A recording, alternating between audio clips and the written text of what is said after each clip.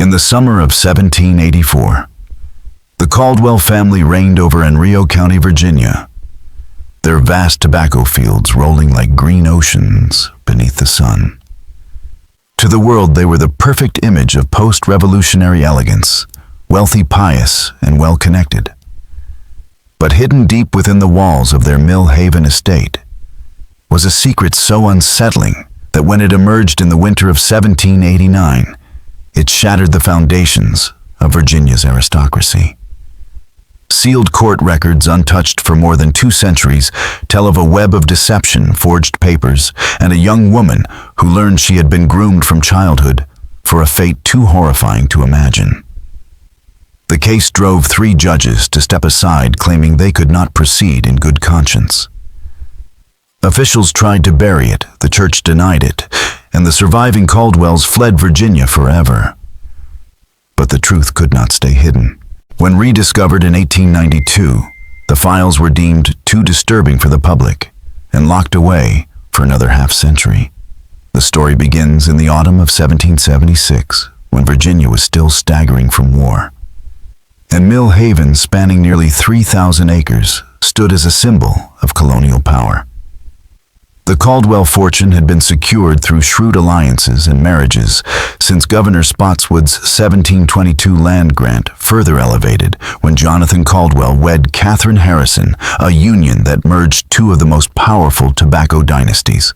Jonathan, a tall, commanding figure with sharp winter-gray eyes, had backed the revolution not from patriotism, but from cold calculation, seizing every opportunity in the chaos to expand his empire. Yet beneath all his success lay a problem: he had no male heir. And the thought of dividing Mill Haven among distant relatives was intolerable. Bound by his grandfather's dying command to keep the Caldwell name and land united at any cost, Jonathan dismissed the idea of remarrying a woman who might challenge his authority. What he sought was not a partner, but someone wholly dependent on him, loyal beyond question, and bound by a connection deeper than marriage.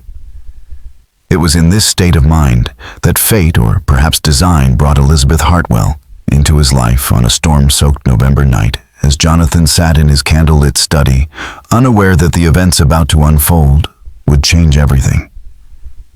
Jonathan Caldwell's study was the embodiment of his personality, immaculate, orderly, and uncompromising. Every book stood perfectly aligned, every document filed with precision, and the polished surfaces gleamed under candlelight. The ledgers before him told a story of extraordinary success. Tobacco yields surpassing expectations, French trade contracts proving more lucrative than projected, and real estate investments in Richmond yielding staggering returns. Yet beneath the satisfaction of his achievements, an unease gnawed at him, the knowledge that without securing his legacy, all this wealth could vanish with the next generation. Near midnight, Samuel Big Gam, the plantation's weathered and fiercely loyal overseer, appeared with news. A carriage had overturned in the storm near Devil's Elbow, killing the driver and its 2 passengers, a gentleman and his wife. But there was one survivor, a girl of about 11. She had been thrown into the brush, escaping the fatal impact. Her name was Elizabeth Hartwell. She asked for an uncle named Thomas, but remembered little else. Among the wreckage, Big Gam had found gold travel papers and documents naming the deceased as William and Margaret Hartwell. The gold hinted at a land purchase in Kentucky, but Big Gam's cautious tone suggested there were details meant for Jonathan's ears alone. Jonathan ordered the girl brought to Mill Haven, cleaned, fed, and clothed, instructing Big Gam that they would speak privately later. When Jonathan entered the guest room an hour later, he saw a child who was no ordinary orphan. Elizabeth sat on the edge of a bed once belonging to his grandmother, her posture composed, her manners refined, and her speech carrying the polish of education. But it was her face that startled him, the same chestnut hair, the same dark eyes, and the same delicate jawline as his late wife Catherine. The resemblance was so strong, it made him catch his breath.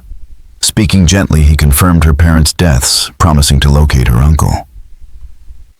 Outwardly, he appeared the benevolent protector. Inwardly, he saw the potential in her situation, a child of quality suddenly without family, far from home, and entirely dependent on him. That night, as Elizabeth slept under Martha's watchful eye, Jonathan met Big Gam in the wine cellar chosen for its privacy. Their conversation, conducted in low tones among the stone walls and casks, marked the beginning of a calculated plan. The inquiry letter Jonathan drafted to find her relatives was never mailed. Instead, it was locked away, with other documents crafted to tell a different version of events. His investigation revealed that the Hartwell's kin lived in remote mountain settlements near the Kentucky border places, so isolated that correspondence was rare and could take months to arrive. This distance, Jonathan realized, was not an obstacle, it was an opportunity. The Hartwells had been relative newcomers to Virginia, moving from Maryland just 5 years earlier to start a modest yet thriving shipping business in Norfolk. Their social ties were limited, their acquaintances few, and their sudden absence could be easily written off as another tragedy of frontier travel, rather than anything sinister. Within a month of the accident, Jonathan Caldwell had shaped a deception as brilliant as it was cold-blooded. He appeared before the county clerk with forged papers declaring that Elizabeth's elusive Uncle Thomas had died of fever in the Kentucky wilderness mere weeks before her parents' fatal crash. The timing was flawless, recent enough to explain the lack of notice, tragic enough to inspire sympathy, and distant enough to make verification impossible. As her only remaining connection to Virginia society, Jonathan graciously offered to raise the orphaned Mott girl as his ward, an act that burnished his reputation as a charitable Christian gentleman, while perfectly serving his hidden intentions. The county clerk, overwhelmed by post-war bureaucracy and reassured by Jonathan's social standing, accepted the documents without hesitation. Life at Mill Haven shifted subtly. Traumatized, alone, and cut off from the outside world, Elizabeth began to see Jonathan as her protector. He hired Miss Adelaide Fenwick, an unmarried and educated woman from Richmond, to instruct her, ensuring she received the training befitting her station, while keeping her firmly within his control. She was treated with courtesy, given fine clothing and books, and guided into a routine that gradually molded her into exactly what Jonathan envisioned. But guardianship was only the first step. In the winter of 1778, Jonathan traveled to Richmond to meet with his lawyer, Cornelius Vance, a discreet and precise man, whose livelihood depended on catering to the delicate legal needs of Virginia's elite without asking inconvenient questions. In Vance's well-appointed office, Jonathan commissioned 2 documents. The first formal adoption papers legally made Elizabeth his daughter, and secured her right to inherit Mill Haven should he die without other heirs. It was a public act of generosity, a widower ensuring the security of an orphan. The second was far more unusual, a marriage contract naming Jonathan Caldwell and an as yet undetermined young woman of suitable breeding, with no fixed timeline for its execution. In the coded language of property law, it was an open-ended claim, a placeholder that could be enacted when the time was right. The adoption papers went into the public record. The marriage contract stayed hidden in Vance's private files. As Elizabeth grew into a poised and capable young woman, Jonathan oversaw her education with a focus that bordered on obsession. French, Latin, mathematics, literature, household management, and the refined graces of a plantation mistress became second nature to her. Outsiders saw only a devoted guardian preparing his ward for a respectable marriage. But beneath the polite veneer were other, more insidious lessons. Jonathan spoke often of family loyalty, above all else, of biblical patriarchs who structured their households in unconventional ways for the greater good, and of the sacrifices required to protect the Caldwell legacy. He wove stories of ancestors who had died to defend their land, of hard decisions made to safeguard their bloodline, and of the sacred duty owed to past and future generations. Gradually, Elizabeth came to understand, or perhaps believe, that she was more than an adopted daughter. She was the linchpin in a grand design chosen for her intelligence, her beauty, and her unwavering loyalty to carry the Caldwell name and fortune into the future, no matter the cost. By 1782, when Elizabeth turned 16, she had grown into a striking young woman whose intelligence was matched only by her beauty. For years, Jonathan had ensured she remained apart from men her own age, her world revolving solely around Mill Haven and the man she knew as her protector, benefactor, and guide. She had been told again and again that her destiny was to safeguard the Caldwell legacy until the idea was no longer a duty, but a truth she carried in her bones. In the spring of 1784, Jonathan began the final act of his design. He told Elizabeth he had received a letter from a distant cousin proposing a marriage that would unite two branches of the Caldwell family. The match, he explained, was the culmination of years of planning a union that would secure her future and honor the family that had raised her. On a warm April morning in the dim light of his study, Jonathan presented her with a miniature portrait framed in gold. It showed a man with a familiar face, the same strong jaw, the same dark piercing eyes, the same quiet air of command Jonathan himself possessed. "His name is Jonathan Caldwell," her adoptive father said evenly. "A cousin from the western counties. He has built a prosperous tobacco enterprise in the mountains, and this marriage will unite our holdings." Elizabeth's confusion deepened as she studied the portrait. The man's clothing was fine, yet dated his expression and bearing eerily like Jonathan's own. "But his name is the same as yours, Papa," she said softly. "How can that be?" Jonathan explained that he and his cousin had both been named after a shared ancestor, a common custom in prominent colonial families. This cousin, while wealthy in land, lacked the polish and connections of Richmond society. Their marriage would be mutually beneficial. He would gain influence and prestige while she would ensure Mill Haven stayed whole and untouched by distant heirs with no stake in the Caldwell heritage. When Elizabeth hesitated, voicing concern over leaving him, Jonathan's satisfaction was quiet but deep. Her reluctance was proof that his years of careful shaping had worked. She could hardly imagine life without him. "Not leaving, my dear," he soothed, "only expanding our family. Your new husband will spend much of his time here managing our combined estates." Wedding preparations began at once, but the plans were unlike the grand public spectacles Elizabeth had heard of or seen from afar. There would be no weeks-long celebration, no glittering guest list of hundreds. Instead, the ceremony would be held privately at Mill Haven, with only a select few in attendance. Jonathan explained this as both prudent and necessary. Travel was still risky after the war, and the groom's family preferred to focus on the business arrangements tied to the marriage rather than social display. Besides, he added, a lavish celebration was ill-suited for an orphaned bride.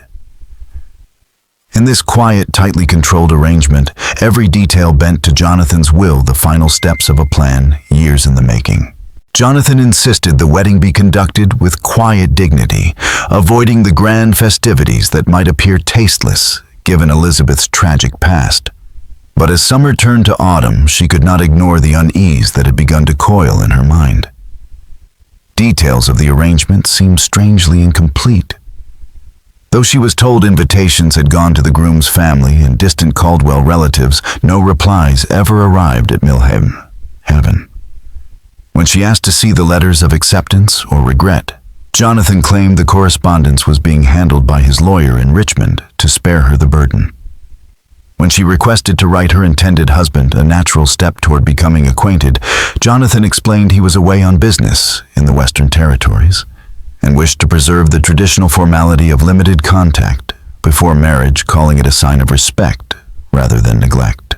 The unease sharpened in September when Cornelius Vance arrived from Richmond with portfolios of legal papers for her signature.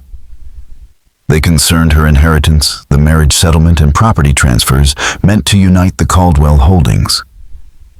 When she tried to read them closely, both men dismissed her efforts, saying the language was too complex for the untrained to follow.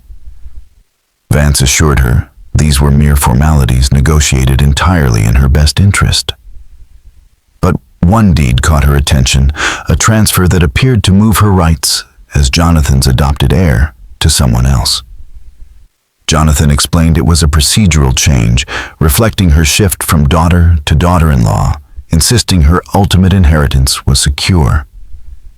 Yet Elizabeth's sharp mind, honed by the very education Jonathan had provided, recognized deliberate obfuscation. The clauses were vague, the timing urgent, and the explanations calculated to end questions, not answer them.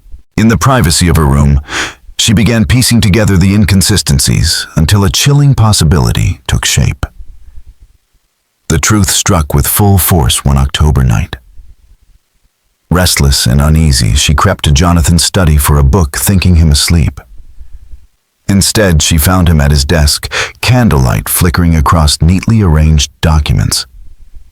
Her eyes caught the miniature portrait of her supposed fiancé, but beside it lay a small mirror angled toward Jonathan's face. He adjusted his hair, altered his expression, mimicking the exact pose of the painted man. The resemblance was not coincidence. It was identity. Jonathan was the man in the portrait. There was no cousin. There had never been a cousin. The marriage proposal was a facade to mask his intent to wed her himself, while preserving the public fiction of their father-daughter bond. The realization nearly drove the breath from her lungs. Over the next days, Elizabeth concealed her terror and began a quiet investigation, watching and listening with the precision Jonathan himself had taught her.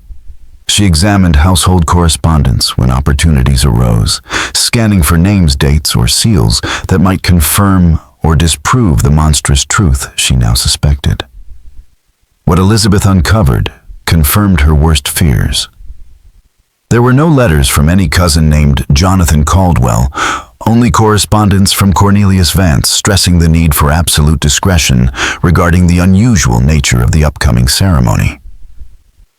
She found bills from a Richmond portraitist for altering an existing miniature and receipts from merchants for clothing and accessories clearly meant to change someone's appearance. The final damning proof came when she picked the lock on a drawer in Jonathan's study while he was away in Richmond. Inside were the unsent inquiry letters about her parents, the forged guardianship papers, the fabricated exchanges from the fictitious cousin, and Jonathan's own handwritten notes detailing both the wedding night and the life he had planned for her afterward. The marriage contract removed all doubt. It named Jonathan Caldwell of Mill Haven Estate, Henrico County, and Elizabeth Hartwell, his legally adopted daughter, as the bride and groom. There was no mention of any cousin. Every kindness, every lesson, every affectionate word over the years had been part of a deliberate design to make her his wife as well as his heir, ensuring his bloodline continued and his fortune stayed under his control. The scheme's legal precision left her no escape. By adopting her first, Jonathan had secured her rights as heir and his authority as father. By marrying her afterward, he would retain ownership of the estate and produce legitimate heirs, all while maintaining a public facade of respectability. His notes revealed plans to present themselves as an ordinary married couple outside of Mill Haven, keeping her true origins hidden from their children and society alike. That night, Elizabeth lay awake, her mind racing with escape plans. But reality crushed her hope. She had no allies, no resources, and no way to prove his intentions without appearing complicit. The wedding was set for November 15th, a mere 3 weeks away. Then on November 3rd, an unexpected visitor arrived at Mill Haven, a traveling minister named Reverend Thomas Hartley, seeking shelter for the night. His surname sent a jolt of hope and fear through Elizabeth. Could he be a link to a real family? Hartley was a man in his 50s, weathered from years of riding rough roads between distant parishes. Over dinner, beneath the stern eyes of Caldwell ancestors, staring down from the walls, he spoke of his journeys across Virginia and the Carolinas, recounting baptisms, marriages, and funerals in remote settlements. When Jonathan excused himself to give Big Gam instructions, Elizabeth leaned toward the minister, her voice low and steady, despite the urgency in her chest.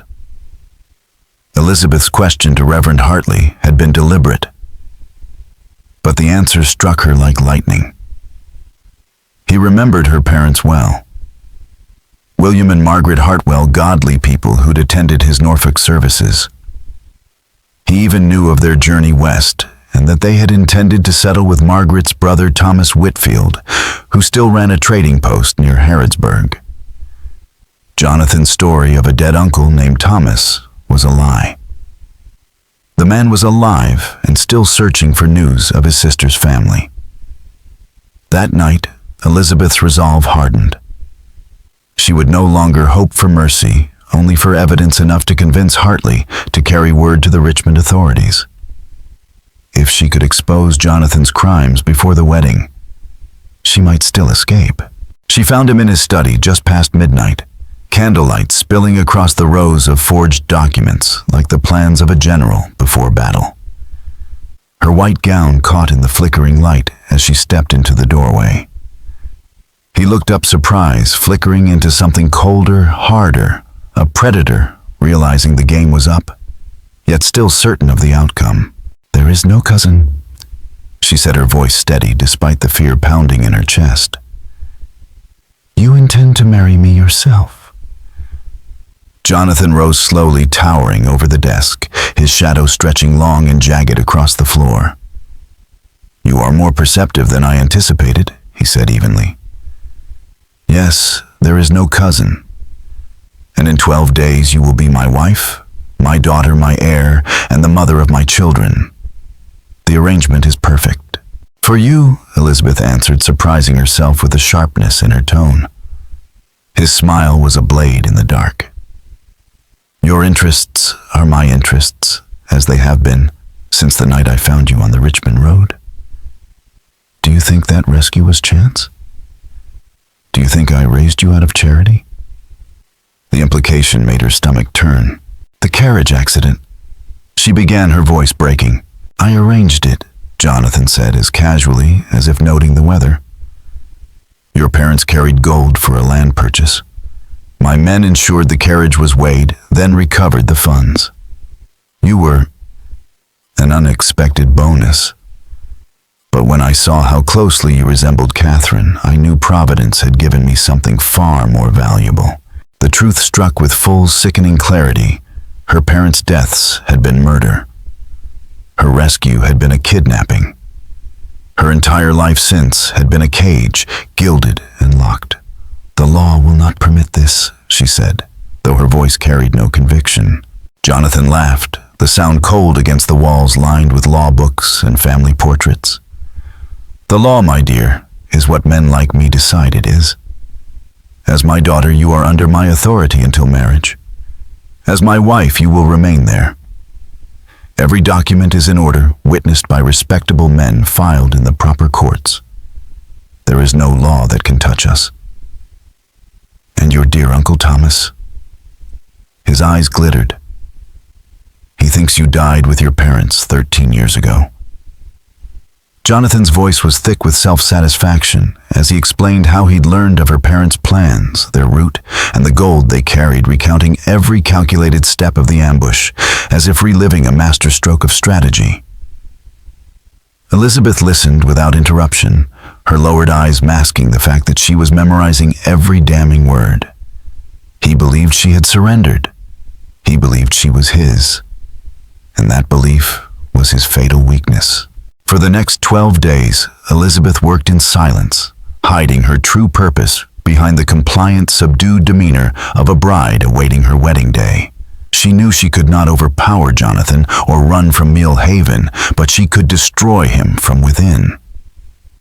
Using the knowledge of his routines, she slipped into his study during his inspections of the tobacco fields, removing and copying key documents Guardianship papers, forged letters from the fictitious cousin, the ledgers showing payments to the men who had carried out her parents' murder, and Jonathan's own handwritten notes detailing the marriage, the children he expected her to bear, and the plan to conceal their true relationship. She kept the originals in place, leaving no sign of her presence. But Elizabeth knew that paper alone would never be enough to bring down a man like Jonathan Caldwell. He was wealthy, connected, and socially untouchable, unless the exposure was so public, so undeniable, that even his allies would be forced to turn on him. That meant witnesses. Not just any witnesses, but those whose testimony could not be ignored. Magistrates, planters of influence, the church. The perfect stage was already set their wedding day. Scheduled for November 15th, 1789. The ceremony would be held in Mill Haven's Great Hall, officiated by Reverend Charles Peaton. The guest list was small, but powerful. Cornelius Vance, several neighboring planters and their wives, local officials, and prominent members of Richmond society. To them, the union might appear unusual, but not scandalous, an arrangement where property interests outweighed sentiment. That morning, Elizabeth dressed in Catherine Caldwell's altered wedding gown of ivory silk, her hair arranged in fashionable curls, adorned with Catherine's pearls. She looked every inch the obedient bride, pale, but composed, the image of a young woman submitting to duty. Jonathan, in a midnight blue coat, buff waistcoat, and immaculate white stock, radiated triumph. Every detail, every step had gone according to his plan until now. The marriage that Jonathan Caldwell envisioned would have preserved his estate, secured his bloodline, and cemented his standing in Virginia society, while shattering every moral boundary of decency. In the great hall of Mill Haven, Reverend Peaton, an elderly minister with more than 3 decades of service to the Commonwealth's elite, began the ceremony with a solemn cadence of scripture and tradition. His voice carried authority, speaking of sacred vows, wifely duties, and the divine blessing upon a Christian union. The atmosphere was one of order and inevitability. The guests, reassured by the familiar rhythm of the rite, saw nothing amiss.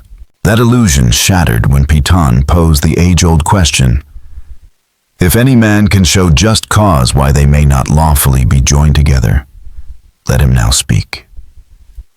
Before he could finish, Elizabeth's voice rang clear and steady. "I must confess a deception before God and these witnesses. I am not Elizabeth Caldwell, adopted daughter of Jonathan Caldwell. I am Elizabeth Hartwell, and this man murdered my parents to steal their gold and kidnap me for the purpose you see here today." The room erupted into gasps and shocked murmurs. Jonathan tried to dismiss her outburst as bridal nerves, insisting she was hysterical. But Elizabeth was ready. She drew out the documents. She had secretly copied guardianship papers with forged signatures. The false letters from the fictitious cousin ledgers, detailing payments to the men who had ambushed the Hartwell carriage, and Jonathan's own notes outlining her grooming from childhood. She handed them directly to Reverend Peaton and the most respected witnesses, including magistrates, who knew the weight of such evidence. The papers told the story more damningly than words could. Methodical forgery, financial trails of blood money, and the handwriting of the man who now stood beside her, caught in the very web he had spun. Then Elizabeth delivered the final fatal blow. She revealed Catherine Caldwell's hidden diary and letters from Dr. Marcus Fleming, proof that Jonathan's first wife had not died in childbirth, but from arsenic poisoning. Catherine, she explained, had threatened to expose his infidelities and his exploitation of enslaved women. Jonathan had silenced her. In that moment, any hope Jonathan had of escape collapsed. The magistrates present ordered him into custody on the spot, despite his frantic protests and claims of conspiracy. His arrest marked the beginning of one of the most sensational trials in early Virginia history, with coverage stretching from Richmond to Philadelphia and Boston. Jonathan's defense that Elizabeth was unstable, the documents forged, and the accusations, the work of vengeful servants, crumbled under the sheer weight of evidence. The prosecution painted him as a man of calculated evil, a triple murderer, a kidnapper, a fraud, and a predator who had hidden behind a mask of piety. Even his most loyal allies in society abandoned him. Convicted of first-degree murder for the deaths of William and Margaret Hartwell, kidnapping, fraud, and first-degree murder for Catherine's death, Jonathan Caldwell was sentenced to hang.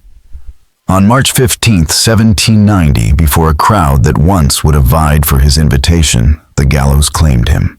Elizabeth, now the rightful heir to Mill Haven and all Caldwell assets, used her fortune to locate her uncle Thomas Whitfield in the Kentucky territories, the man who had never stopped searching for her.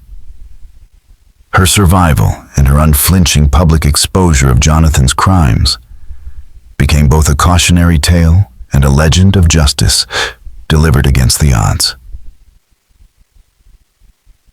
Elizabeth's journey to find her uncle took 3 months and the aid of federal marshals.